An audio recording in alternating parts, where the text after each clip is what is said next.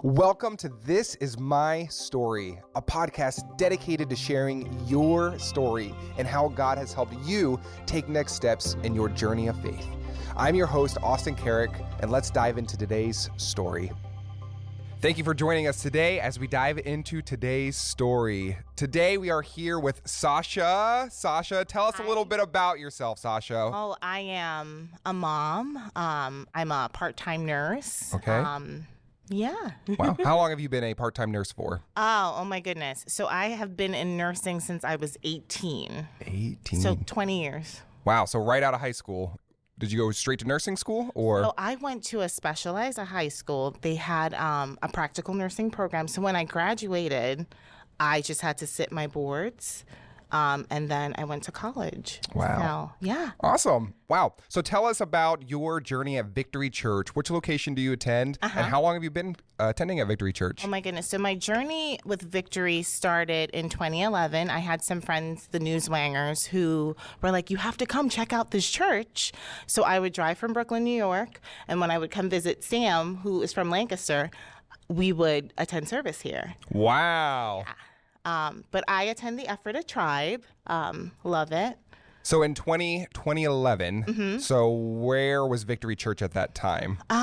So in 2011, Victory Church, we would just attend the Greenfield campus. Were they at the school still? Were they they were still here. at this building here at the Greenfield location? Oh, that's awesome. Oh, that's awesome. Wow. So, What an adventure from New York down to Lancaster for church, for Victory Church. That's incredible. So what kind of teams, where do you love serving? What is your passion right now? So my passion, I serve in the children's ministry. Okay. You could often find me there at the nursery, cuddling babies and praying over them. And I just started singing melody with the worship team. So that's so much incredible. fun as well. Wow. And if you attend Victory Church or you follow us online for our services, you may even see Sasha's face from time to time on our video announcements. Sasha, you do such an incredible job. Thank you for serving on that team as well. You are such a wonderful piece of this puzzle that we have at Victory Church and so many different parts that you play. So thank you for what you do. Thank you. So today we want to hear a little bit about your story. So this podcast is This Is My Story. Yes. So tell us, what has God done in your life? So I know that you have such an incredible testimony, and we're just excited to hear some of that today and just what the Lord's been doing in your life since then as well. So go ahead and start just unpacking. Start us at the beginning of where this journey begins. Oh, my word. My journey begins year 2014. I became a mom, but I was also diagnosed with cancer. Wow. And in the midst of all of that, I remember thinking, this is going to be such an epic year. Little did I know what the Lord had planned for my life at that time. Through many months of testing, we found out the subtype of cancer that I had, and then we had to seek and find treatment. Yeah. Wow. So you became a mom, and then what was that time period like when you had found out about the cancer? I just remember caring for this newborn and thinking to myself, something isn't right. I know I should feel tired, but this just feels a little bit more. Yeah. So I would go to my PCP. They would say, you take these pills, you do this, but nothing would seem to work. So I felt very sick a lot of the time. And I remember finally talking to my mom, and she's like, yeah, you need labs and a chest x-ray. It's not sounding very good. Yeah. So I remember my one visit, I got antibiotics and was told to wait 30 days before I did lab work and got this chest x-ray. Called my mom, and she's like, no, you go get those done now. Yeah. And it all spiraled from there. Yeah. I know nursing, so you had a medical background already at that point. Does your mom have a medical background? Yeah, so my mom has been a pediatric nurse. My mom is 63, so she's been in the nursing field for 38 years, I would say. Wow. Give or take. And when I found the lymph node, we knew that wasn't a good sign. Yeah. So she was just like, yeah, this is just not sounding very well. Yeah, wow. Yeah. So as somebody who was a practicing nurse, What kind of journey is that like when you're somebody who's in that medical field and you are experiencing something, you're like, I don't know if this is right.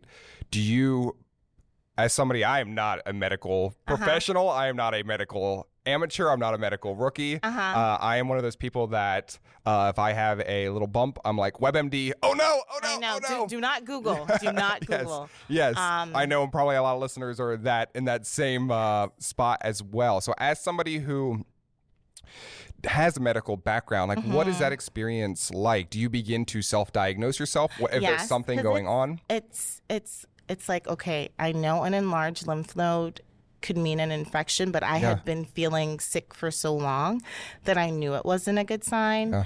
And then when I went to the doctor, I was hopeful because they're like, oh, postnasal drip. But I'm like, yeah, but I have this chest pain. Like it's, I get medicine for one thing, but then I have another symptom that I develop and it's not looking good. Then I have this chronic cough and it's like, it's not getting better. Things are beginning to get worse. Yeah. So what are my next steps? So, so you started some treatment. Some things sound like they may have been working or may not have been working.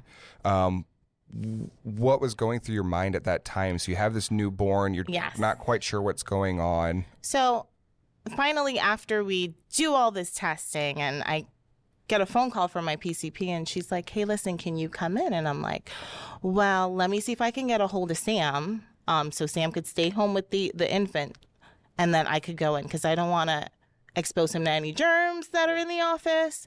So I go and I sit down with her and she's like, yeah, it's not looking good. It's looking like cancer, but we're not sure, what it is. And I'm thinking to myself, this is the end of November. Like, am I going to be here for Christmas? Like, what does New Year look like? Like, this is going to be his first Christmas. Like, what, so those thoughts started entering my mind.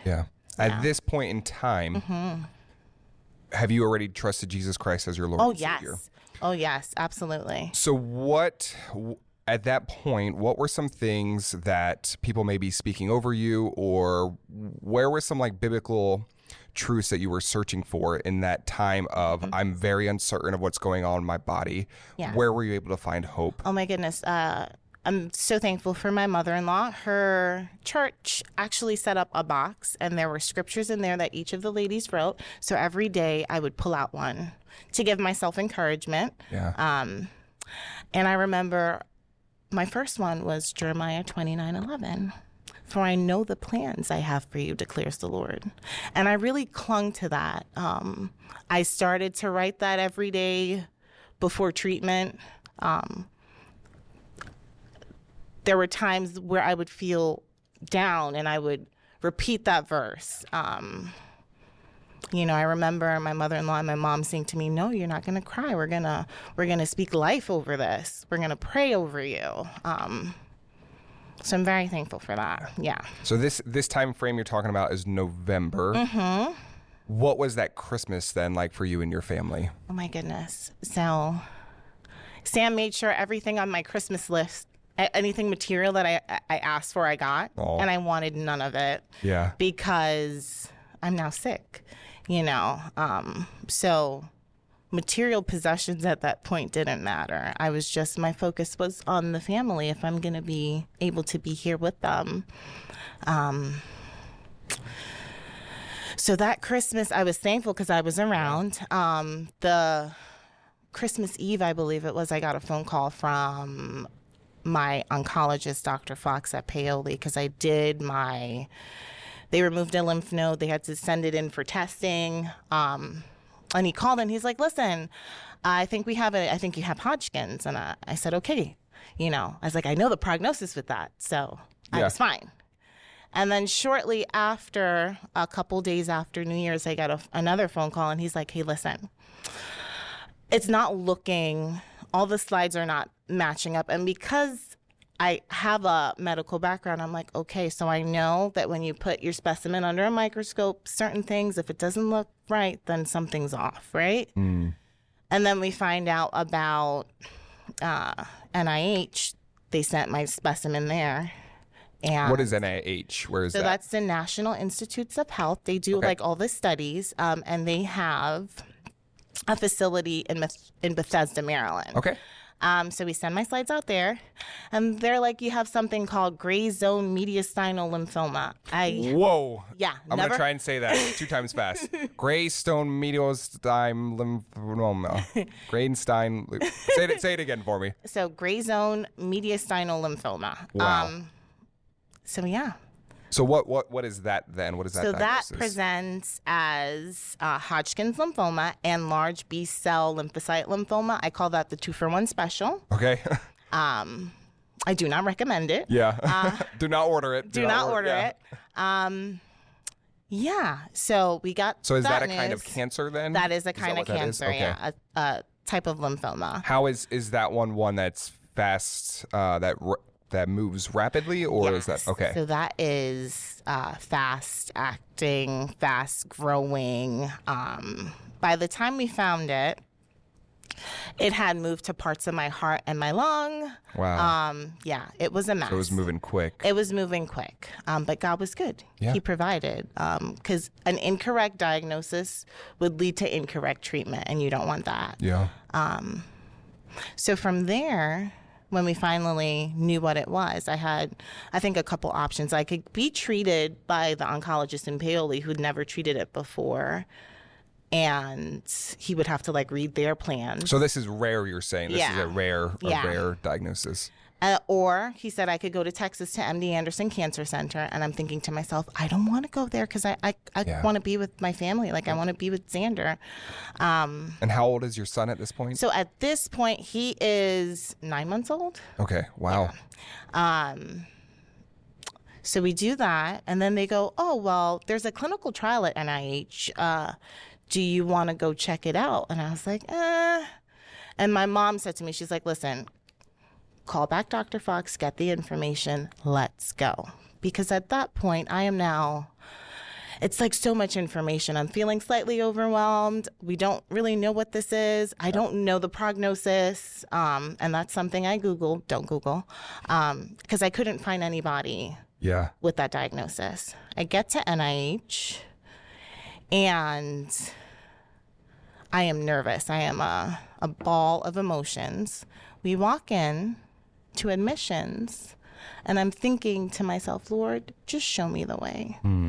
And the admissions director says, hey, can I just pray with you guys? Wow. I love when God does that. And I was like, oh my word, this is like God giving me a hug. Yeah. And saying, hey, I got you. It's going to be okay. Yep. Yeah. Wow, that's incredible. So you go there, you have this experience. What, now you're beginning to have some peace. God's giving you a sign in this moment then. What does your treatment then look like in this period? So in this period, I get there, they're talking to me. I'm like, but wait, I can't start any treatment now because we made arrangements for me to have my eggs retrieved so we could have kids in the future. So I'm like, okay. And they're like, no, you can't do any of that. And I'm like, well, why? And they're like, this is very fast acting. You need to start treatment today, but you don't have a port, so we'll have to get you a PICC line. And I'm thinking to myself, oh my word, we had all these plans. Sam wasn't there with me, so I had to call him and say, hey, listen, I need you to call, the fertility clinic and let them know we can't move forward. I have to start treatment today. Oh, and by the way, are you okay if we have to adopt? Is that? And he's like, listen, absolutely. Start treatment. I'll see you in a couple days. Yeah. Because he was at work. For people who have been given that news from a doctor of, hey, you're done. There's no more children. You're not going to be able to. This is the end of that journey for you. For that person who has that news, what's something that you would say to encourage that person? Oh my word. God has the final say. Yeah. He has the final say. Yeah. And he is the way maker. So. Yep. Obviously, I do know the rest of this story, and I know the listeners are probably very on their edge of their seat to hear where this is going. So, so you get the news that you're not going to be able to preserve your eggs. You're not going to be able to then have any more biological children, is what they're telling you there. So you begin treatments. Yes. What were your treatments like?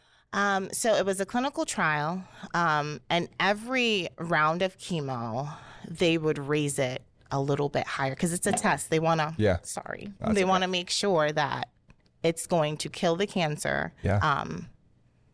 And it's a trial, so it's by trial and error. So I did 6 rounds of chemo. The first round, I felt really good. And I remember thinking to myself, wow, I feel so good. The cough went away. The chest pain that I had for all those months, like, it went away. Yeah. And I was like, wow, I feel really good. And I remember my mom saying to me, the side effects are cumulative. So you feel good now, but your second round, you're going to feel a little worse. Yeah. And she was right. The second round, I had some side effects, but I didn't feel as good as I felt the first round. And by the third round, I wanted no more. I wanted no more. So my mom was like, no, we're going to do this. God provided this trial for you. We're going to complete it. Yeah. And it's going to be fine. Okay. That's incredible to have that person in your life that speaks into you. And I pray and hope that everybody listening has somebody like that in their life. That just champions you and pushes you on and continues to just give you that sound advice when chaos is all around you. And if you don't have that in your life, I would say find somebody like that. At Victory, we have groups, and that's been such an incredible spot for me in times of uncertainty and times where I wasn't sure what was going on. I was able to have those voices of reason around me. So I would encourage that to our listeners. If you attend Victory Church or you're at a church that has groups, get involved, because that will give you that voice of reason in your life. Surrounding yourself with godly people who just want to push you and continue that journey with you. If you're in a struggle, or if you're on the mountaintop, you can be that person for somebody else. So I really, really encourage that. Get into a group, wherever you're at, it'll change your life. So you have your mom who's pushing you forward in this really hard time. Yes. What's the next step then out of that? So the next step, I remember thinking to myself, okay, well, we're taking care of me, but who's taking care of the infant? So my mother-in-law stepped up. She left work, was able to pray and love over Xander. Yeah.